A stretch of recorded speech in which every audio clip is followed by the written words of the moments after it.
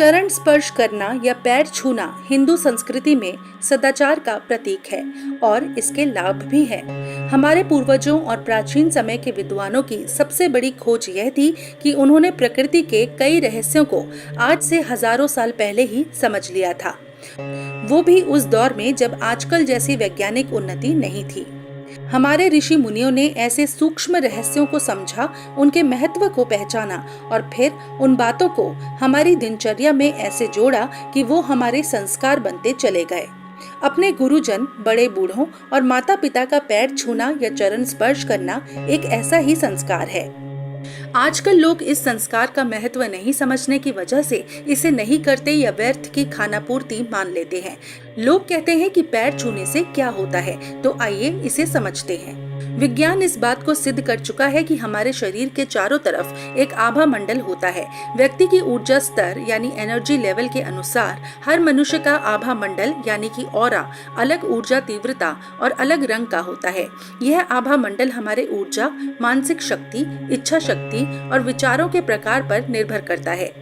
हमारे विचारों और व्यवहार के बदलने से इसमें भी परिवर्तन होता रहता है। जैसे सकारात्मक या आध्यात्मिक सोच वाले व्यक्ति का आभा मंडल का प्रभाव किसी पापी, अहंकारी व्यक्ति के आभा मंडल से बिल्कुल विपरीत होगा। जब हम किसी का पैर छूते हैं तो इससे पता चलता है कि हम अपने अहम से परे होकर उसके लिए गुरुता, सम्मान और आदर की भावना से चरण स्पर्श कर रहे हैं। किसी के समक्ष झुकना समर्पण और विनीत भाव को दर्शाता है।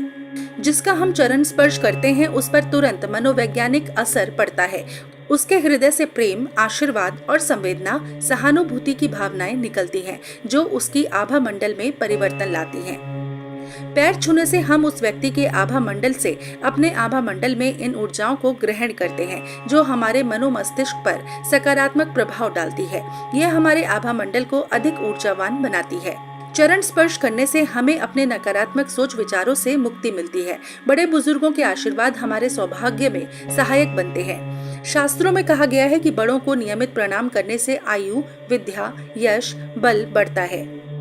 भारतीय ज्योतिष में भी बताया गया है कि अपने से उम्र में बड़े बुजुर्गों का चरण छूने से कई प्रतिकूल ग्रह नक्षत्र अनुकूल हो जाते हैं। सही ढंग से अच्छी भावना के साथ चरण स्पर्श करना चाहिए, जिससे कि वह व्यक्ति आपसे दिए गए सम्मान और आदर को अनुभव कर सके और उसके मन में आपके प्रति प्रेम और आशीर्वाद की भावनाएं उत्पन्न हो।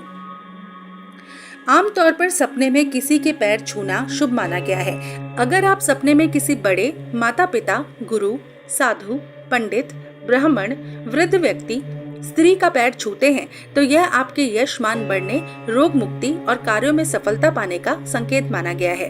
किसी अनजान वृद्ध, बूढ़े, बुजुर्ग के चरण स्पर्श का मतलब पितरों या पवित्र आत्माओं का आशीर्वाद, कृपा मिलना हो सकता है। स्वप्न में खुद का पैर छूना अशुभ माना गया है या किसी आने वाले कष्ट, समस्या का संकेत हो सकता है।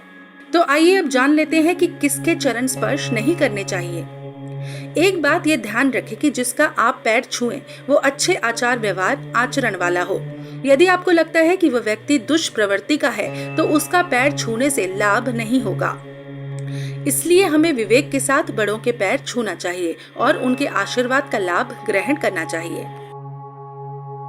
अगर आपको यह वीडियो पसंद आया हो तो इसे लाइक करें, शेयर करें और हमारे चैनल को सब्सक्राइब करना न भूलें।